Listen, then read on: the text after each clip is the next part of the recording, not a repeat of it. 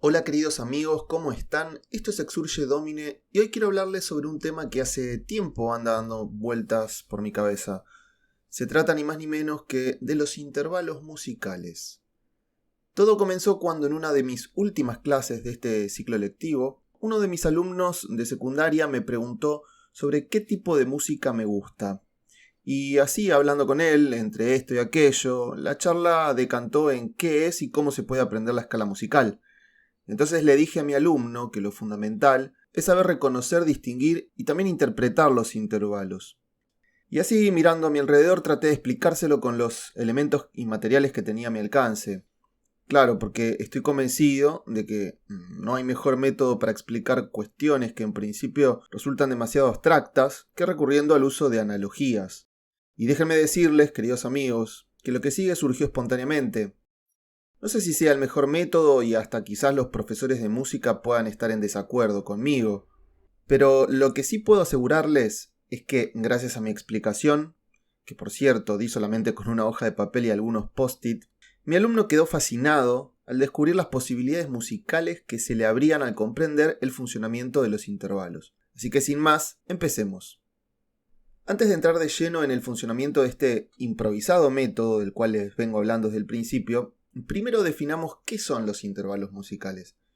Y para eso tenemos que remontarnos hacia 2500 años atrás, en la antigua Grecia.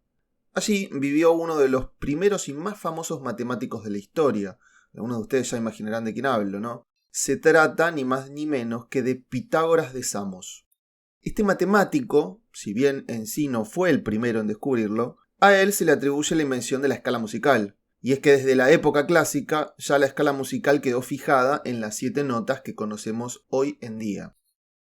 Si tomamos esas 7 notas, entonces fácilmente podremos darnos cuenta de qué son los intervalos. Diremos que un intervalo es la distancia que hay entre dos sonidos de la escala. Tratemos de retener esta definición porque es sumamente importante que no la olvidemos. Gracias a sus investigaciones matemáticas, Pitágoras llegó a la conclusión de que existe una relación numérica, una relación proporcional entre los sonidos. Hay varias versiones sobre cómo Pitágoras de Samos logró estos descubrimientos. Sin embargo, en lo que coinciden prácticamente todas las fuentes, es que se valió de un instrumento musical llamado monocordio, que consistía simplemente en una caja de resonancia sobre la que se extendía una cuerda tensada. Bien, para entender mejor la naturaleza de los intervalos, vayamos a un ejemplo. Tomemos por caso un sonido cualquiera, que representaremos con este punctum dibujado sobre una línea.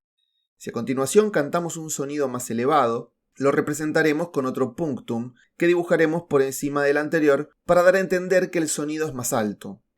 De ahí que, respecto del primero, este segundo sonido será considerado como más agudo. Luego, si repetimos la operación pero a la inversa, es decir, si cantamos un tercer sonido que respecto del primero suene más bajo, entonces tendremos un sonido más grave. De esta manera, con sonidos que suben y sonidos que bajan, se conforma la escala musical, que como bien lo intuimos, se asemeja a una escalera en la que cada uno de los escalones es un sonido distinto. Si, como dijimos antes, un intervalo es la distancia entre dos sonidos, lo que nos queda por delante es darle un valor a esa distancia para así poder cuantificarla y medirla. En principio, a la distancia que hay entre dos sonidos la llamaremos tono y la representaremos con una T mayúscula. Por eso, entre do y re existe un tono, entre re y mi existe otro tono, pero entre mi y fa no, porque entre estos dos sonidos la distancia se acorta. Entonces tenemos un intervalo que es la mitad de un tono, por eso lo llamaremos semitono y lo representaremos con una S minúscula y una T mayúscula. Luego siguen 3 tonos más hasta llegar al intervalo que va de si a do. Allí nos volvemos a encontrar con el segundo semitono que tiene nuestra escala natural. En la charla con mi alumno, todo esto tuve que explicárselo desde cero, porque él lo desconocía. ¡Qué gran desafío! ¿Cómo podría hacerme entender y al mismo tiempo generarle interés por el tema, amor por la música? Se me ocurrió entonces que, siendo la de hoy una cultura visual, la lección debía entrar no solo por el oído, sino también por los ojos. Vino a mi mente la imagen de un teclado, como el que vemos en pantalla en este mismo momento. El teclado de un piano, por ejemplo, tiene la virtud de representar la escala musical de un modo gráfico, mucho más concreta y explícitamente que otros instrumentos musicales.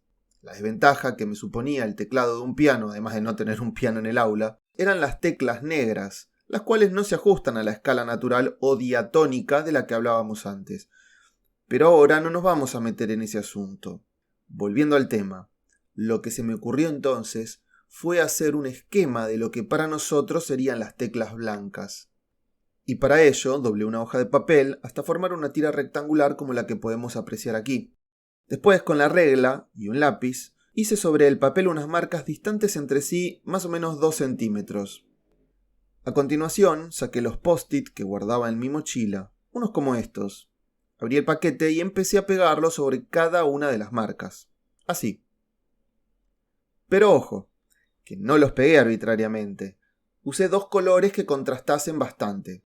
En este caso me decidí por el verde y el magenta. Este último color lo reservé para representar la tónica, es decir, la nota do, para que nos entendamos, ¿no? El resto de las notas de la escala estarían representadas por los post-it verdes. El resultado fue esto que ven. Ahora bien, como no me conformé con un solo tecladito nada más, enseguida me puse manos a la obra y fabriqué otros 2, pero con algunas variaciones. En el segundo ejemplo notarán que alteré el orden de la tónica como para tener una amplitud tonal distinta. En el tercer ejemplo, lo que hice fue jugar un poco con los colores. En este caso, usé los post-it magenta para representar la tónica y los amarillos para indicar los intervalos de tercera y de quinta, que en la escala natural vendrían a ser las notas mi y sol, con los cuales se arma un acorde mayor. Pero eso es harina de otro costal. Ahora retomemos la cuestión de los pianitos. Como les decía, una vez terminados mis tecladitos, los utilicé para explicarle a mi alumno cómo funciona la escala y cuál es la relación entre los intervalos.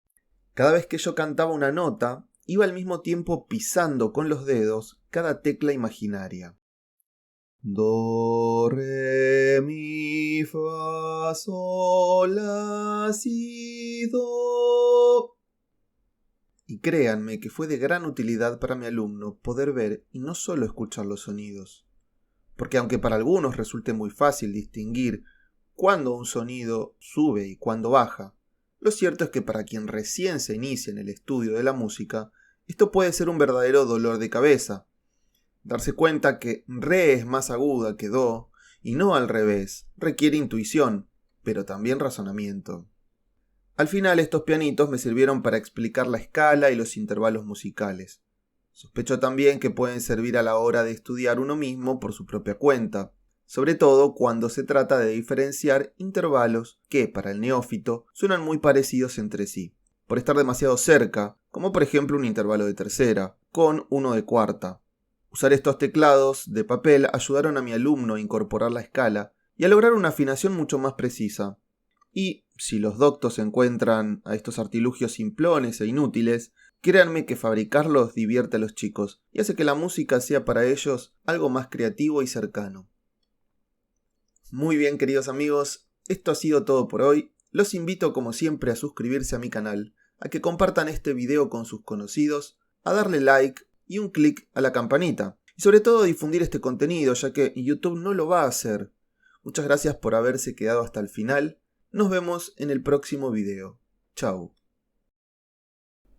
Do, si, la, sol, sol, sol, la, sol, sol.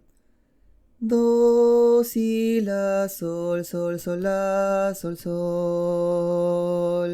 Do, re, re, mi, fa, sol. Do, re, mi, fa, sol, la, si, do, si, la, sol, sol, sol, la, sol, sol. Do, si, la, sol, sol, sol, la, sol, sol.